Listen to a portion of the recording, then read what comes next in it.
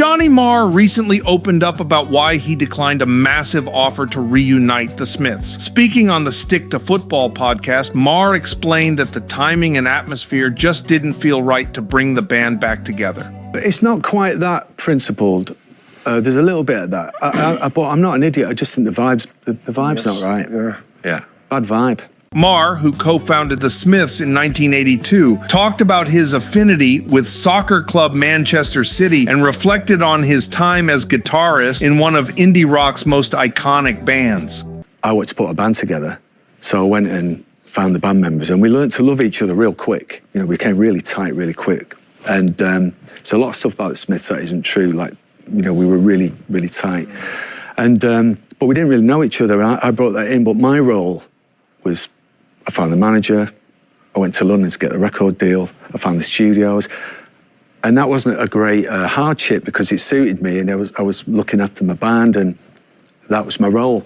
But 5 years later, when we're playing to 10,000 people, and the band saying to me, all these managers keep getting fired, it's on you, you've got to look after the band. I was 23, and I'm sitting in meetings with accountants being told tax laws that I didn't understand, still don't give a shit about now, frankly.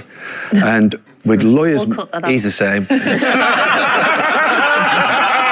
Being 19 and trying to find rehearsal rooms and trying to find a bass player and trying to get a manager and all that, to 5 years later, you've had all these hits and you're on the road in America for 7 weeks or whatever, and everything's falling apart, and people are being fired all the time. Why were they being fired, Johnny? He said managers were being fired. Why were they being fired? My partner didn't get along with them. All right, okay. And I couldn't... So he would fire them, would he? Yeah, but I would have to do it. Oh. So I just had enough of that. But that, again, that sounds like a complaint. That was my role.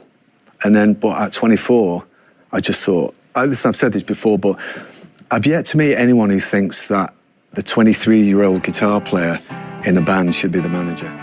Alongside singer Morrissey, drummer Mike Joyce, and bassist Andy Rourke, the Smiths released 4 influential studio albums in the 1980s. Albums Meat is Murder and The Queen is Dead reached #1 on the UK charts, and the band's legacy still looms large today. But in 2024, Morrissey shared on his website that a major concert promoter, AEG, had made a generous offer for a reunion tour in 2025. He claimed he accepted the offer but said Marr never responded. Marr later clarified on Instagram that he didn't ignore it. He simply said no.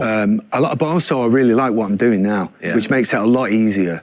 Yeah. You know, I really like where I'm at. I mean, I still have to work, as in my craft, you know. My thing is... still want to write the best song I've ever written. Marr and Morrissey have had a strained relationship for decades, occasionally exchanging public jabs.